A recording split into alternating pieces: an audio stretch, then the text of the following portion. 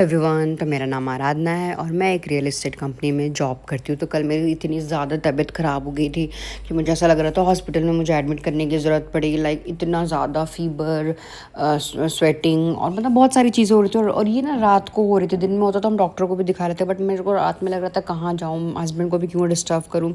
तो मे भी मुझे लग रहा था ये गर्म ठंडा की वजह से हो जा रहा था, लेकिन बहुत ज़्यादा मतलब बहुत सालों बाद मैं ऐसे बीमार पड़ी थी और मैंने ऐसा कुछ खाया भी नहीं था।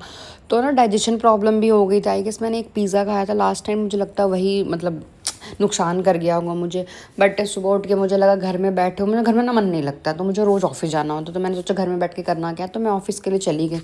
ऑफिस से जैसा ही तो बहुत ज़्यादा लो फील कर रहे थे, थका थका फील कर रहे थे। बट जैसे मैं बालकनी में गई, इतनी अच्छी लाइटिंग आ रही थी, मैंने इतने सारे वीडियोज़, जैसे थका हुआ शकल में भी इतने सारे वीडियोज़ फ़ोटो निकाल लिया ना। और पता है मुझे मन तो करता है कि जैसे ऑफिस जा रहे तो हम फॉर्मल्स पहन के जाए, ब्लेजर वगैरह पहन के, मतलब अच्छा लगता है, अच्छा लुक आता है। बट इतनी गर्मी होती है ना, मेरे से फिर रहा नहीं जाता। फिर अगर पहन के चल रहे तो मुझे ऐसा लगता है क्यों ही पहन के चले गए।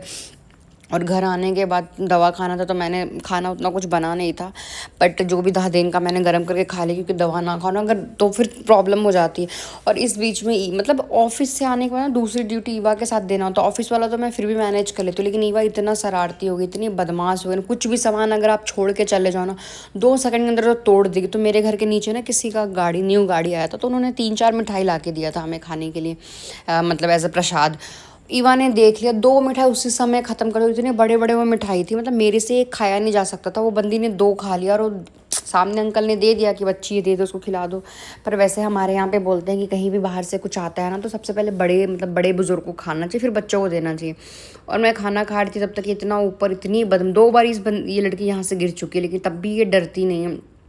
हमेशा मम्मा मुझे चढ़ा दो, मुझे उठा दो, मम्मी चढ़ा दो।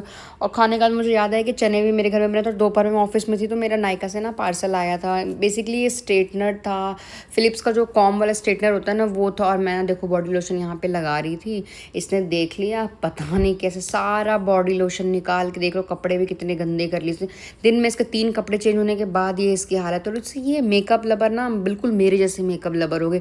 मुझे लगता है मेरे एज तक आते आते तो इसके 2-4 ड्रॉअर में मेकअप पूरे भरे पड़ेंगे। मेरा तो चलो ले ही लेगी, अपना भी ये लड़की ले लेगी। अब इसका गर्मी छुट्टी तो स्कूल नहीं जा रही है, स्कूल की भी प्रैक्टिस भी है नहीं इसकी, तो इस घर में ही पूरे दिन मस्ती करती रहती।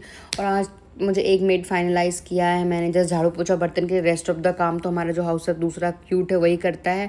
और आपको मेरा वीडियो कैसा लगता है प्लीज़ कमेंट करके मुझे ज़रूर बताना। Thank you so much.